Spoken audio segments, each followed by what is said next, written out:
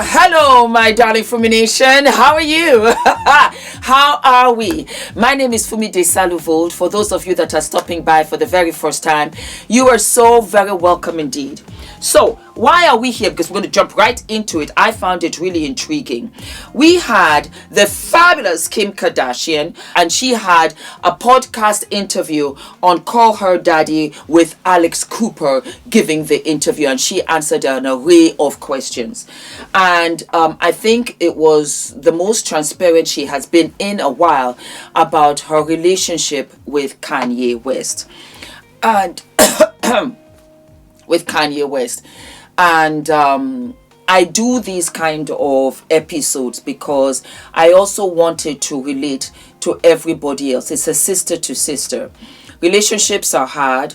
Relationships are not perfect. Marriages for sure are hard. And when you get into a relationship with someone that you have not necessarily done your homework with, it's going to play out in the marriage. And that marriage, like anything, yes, and that marriage is what? That marriage is not sustainable. The longer you go in the wrong direction, the more expensive it is for you to make your way back. Because why? Because it's not sustainable. I feel humbly that Kim loved Kanye. I think she loved him. I think she loved him before she met him. I think she loved music, of which she had said that was really her guy. But over time, for me personally, sometimes what you like, what you want is not what you need. And I think that was the case in this relationship with Kim and Kanye. Kanye brought out all the bells and whistles. I remember how he proposed to her with the family in the background on some sports field. We had all the lights and everything. Christmas Day, he got all of the violins out to wake her to this fabulous music. They had the money to show and to be grandiose.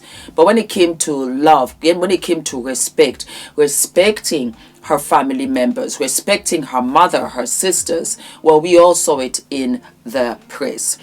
I'm going to sidestep for 1 minute because I also feel that Kanye is eccentric. He might have lost 1 or 2 marbles. He might have. But I feel that he's also eccentric and is extremely intelligent. Why do you say this for me? I'll tell you why. It has been brought to my light from somebody, from a reliable source. Do you remember when Kanye was kind of cancelled for the things that he was talking about the Jewish community? Do you remember? I remember. And he was cancelled in a day. That's how it looked. He was cancelled out in a day and his net worth plummeted. Well, my darlings, you know what? Sometimes we should not, myself included, should not judge too early. Why do you say that, Fums? I'll tell you why. He was trying to get out of an Adidas contract, of which Adidas would not let him go of.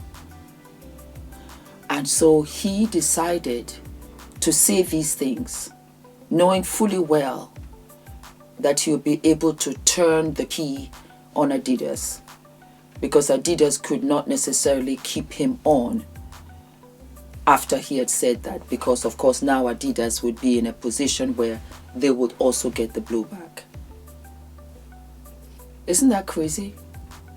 I just sat up and I was like, what? And they say, yeah. He did that at a cost because he wanted to get out of the Adidas contract. Let me just make sure that it was Adidas. Wait, hold on. Yeah. Yeezy. And so I'm beginning to realize that what might appear so obviously to all of us to be one thing, it can be completely different. And so, I'm very happy that he went ahead and apologized to the Jewish community, because it looked like a strategy, and they didn't deserve that, but they were used in a way for him to get released from something that he no longer wanted to be a part of at that time, because I think they've kissed and patched up now. So yeah, that's a food for thought. I just wanted to share that with you. So needless to say, Kimmy is she's talking about, she was talking about, trying to co-parent with Kanye, and how she protects the children, of course, and he hasn't seen them in a couple of months. Sometimes when he would crash out, she would wake up in the morning and all 5 Lamborghinis have been given away by him to his friends. Now, that was interesting to me, because I said to myself, I know what I would do. I would drive right over there and I would say, he gave it to you, but it's mine. The deed and everything, all of that is mine. I want my car back. Do not come to our house. You should not have taken it, knowing how crazy your friend is, and you should have spoken to me. And you do not deserve a Lamborghini. The last time I checked, give me my car. I would have done that. I would have done that. That Kim just said, okay. That Kim just said, okay, and get another 5 Lamborghinis. I don't care how wealthy I am. That's money that you don't just waste, because I could have sold the car and given the car to those in need, to single mothers, to charities. I don't have to give it to some bulb up the street because he came to visit Kanye and he was around the time when Kanye was crashing out. That just does not make sense to me. But that is exactly what she told us, and a whole bunch of other things. What were the early signs that your relationship with him was changing? I mean, I think there's obviously, people can say that there was like signs and maybe I wasn't paying attention to them. And I think when someone has like their first like mental break, you want to be super supportive and you want to like help figure that out, and you want to really get into that with them and be there for them. But I think that it just when someone isn't willing to make changes that I think would be super healthy and beneficial, it makes it really hard to continue on in a relationship that can be toxic. There was just a lot of things that I wouldn't deal with, like I didn't like the feeling of like, someone being like maybe talking bad about, my kids' grandmother, aunts, like all of those feelings. If someone feels that way, then, we shouldn't be together, maybe airing out a lot of stuff, a lot of personal stuff, just not feeling safe, not even physically, just like maybe emotionally or even, financially, because you have, big ideas that financial things when it's like a thing where I would like come home and we had like 5 Lamborghinis and I'd come home and they'd all be gone, if he was in an episode, and I'd be like, oh wait, where's all our cars, like my new car? And it would be like, oh, he gave them away to all of his friends. And then I'd be like, huh, okay. And then I'd come home again, and at a different point we had 5 more Lamborghinis, and then I'd wake up in another episode and they'd all be gone again. And that time I was like, keep them, guys, like I don't know what to say, but like I never felt like I didn't know, you know, what you're going to get when you wake up. And that's like a really unsettling feeling. So, you know how I like to sister the situation.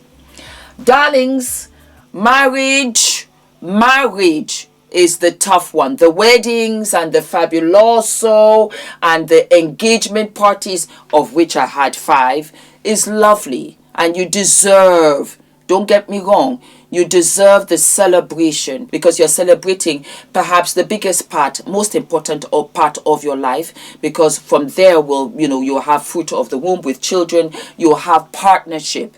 For sure, you're supposed to have growth and you're supposed to have happiness and laughter. You deserve all of that, and we celebrate that for you. The catcher on the rye is that the principal actor in this play is the groom. You choose the wrong groom for you, because everybody is perfect. You just have to match up perfectly. Let me repeat that again. Everyone's perfect for somebody. The catcher in the rye here is that you have to find the person that's perfect for you, because we're all flawed. No one's perfect and we make mistakes. But you want to find somebody that will elevate you, make you grow, see the beauty in you, love you, support you. And I can only speak for myself. And in a way, because I married later, a lot of you saw my life unravel beautifully in front of you. I married later, so you saw me get married. You saw me have my child. You saw me when I started YouTube. You saw the channel grow. You've seen me starting with my brand. You've seen all of the meet and greets, all of that. And I will tell you this, because single-handedly, Ula contributed to my life like never before. Nobody has poured into me, understood me, supported me, step and repeat, like Ula. Nobody, not one living soul, has done for me like my husband has done for me. It is impossible for me to do all of this and have all of this without his support. And that's why I give my being to him. I'm so grateful. I'm so thankful.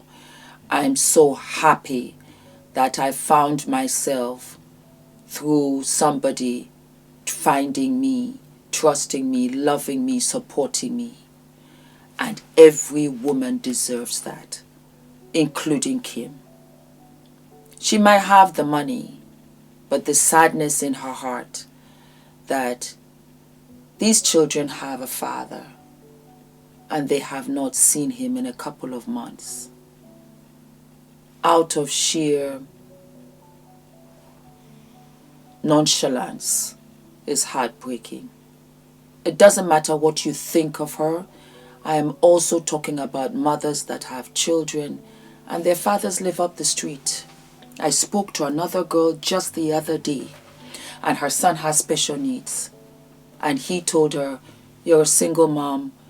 I can't be involved. I've got my work and I won't see you until maybe January." I don't wish that for any one of you.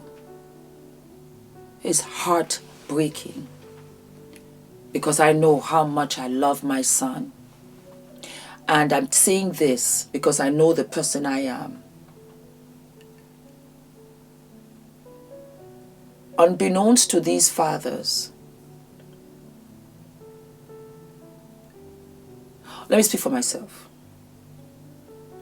You would sow, you would plant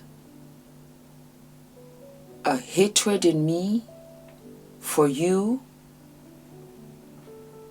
a wrath that you could not imagine possible. And that's why co-parenting and relationships get very nasty and messy when they divorce. Because you begin, and I've seen again, You want to hurt the mother, so you hurt the mother by hurting what she loves most. And you do that to, I know who I am. It will sprout in me something that I know could never die. I could see you lying on the ground like this, gasping for air. And I wouldn't do one thing. Because that's how you left me for all these years with these children. And it's not the leaving me with the children, it's that you know it hurts me. You know how painful it is for me. And you did that. That's why I give Kim her grace. I give Kim her grace because despite how she thought this was going to end, kids should always be out of it. And some way, somehow, kids, not only are they in it, they become the center focus of the vitriol from both. From both. So, again, I will always say it. My relationships I had prior to my husband were a hot mess. One frog after the next. But I knew, Fumi, don't have children with these people. I've never said this before, but now in hindsight, when I think about it, I think that was the trade. That Fumi, you were not mature. You didn't know what you were doing. But you did know that you couldn't have children with this person because I saw that around. And so the other side of that would be that you would have to do IVF. And God knows what a journey that was. But in hindsight, I'll do it all over again. Because you see, that IVF journey was just 10 years. It's gone now. I barely remember it. I have my son, I have my husband, I have my life, I have my extended family, I have my friends, I have you that I get to talk to every day. My life has moved on for better. It was a price I had to pay. But if you have the children with the wrong man, he will make sure you pay for that every single day for the rest of your life. Because as far as I'm concerned, I'm not waiting for my son to be 18 and say, Adrian, you gotta go now. No, I don't mind. Stay till you're 30, 35. Pay rent, of which I'll give you at the end of your tenure, and you can put that on a mortgage when you want to leave for your family, for yourself, for whatever. But I enjoy having my loved ones around me. So you have to be careful. And again, you have to heal. I feel humbly that Kim, Kendall, Kylie, Chris, yes, the mama, Chloe, Courtney, Rob, all of you need healing and therapy from so much that happened in your family.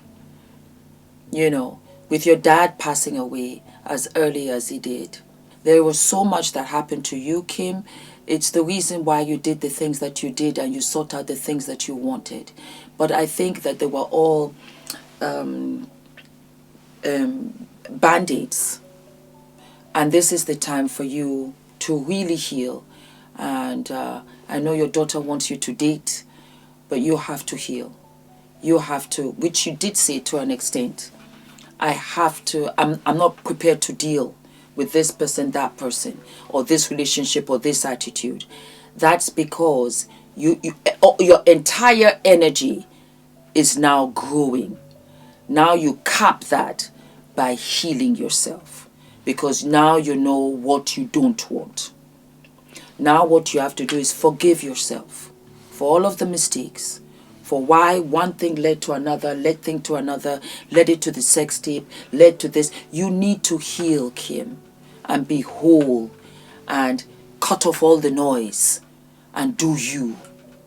Because Everybody got a story. And a lot of us have a lot to be thankful for. But there's nobody on this green earth that has everything. As hard as you might want to strive, all of us will have something, but none of us will have everything. So take it step by step, Fumi Nation. For my sisters out there that are struggling with these kind of toxic relationships with their ex-spouses, take a breath, and step by step. And sometimes letting him win on certain things is a win for you because it gives you peace. Don't forget to like, to subscribe, hit the notification button, and I'll see you. I'll see you sooner than later. All of my love.